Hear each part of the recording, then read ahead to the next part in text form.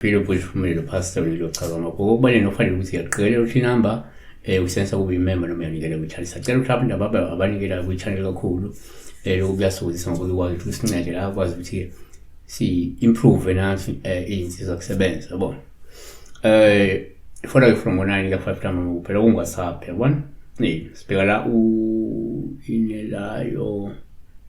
inelayo jali uphupha unobulili obuyi-2 uchazani. Engathi bungavele bube khona ngempela lobulili obubili kuwe ngoba uhloko ukubingelela uhloko ukucela hamba ke ube nalobulili obubili. So nake singakusho la ukuthi mawuphupha ngeze uphupha unobulili obubili unesitho somuntu wesifazane kanti umuntu wesilisa. Ngeze kuphupha unesitho somuntu wesilisa kanti umuntu wesifazane seziyi-2 kukho lesi sakho ngapha kukho lesi somuntu wesilisa ngapha.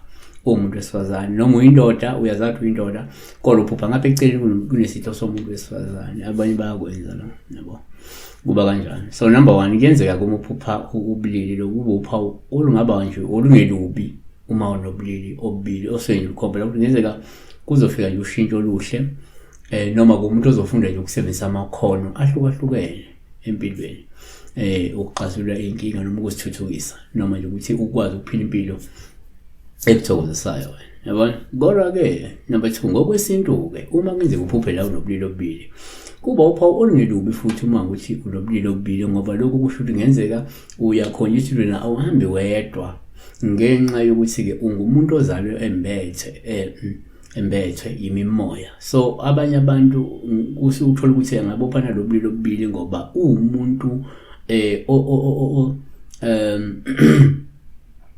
ozalwe embethe yabona embethwe imimoya.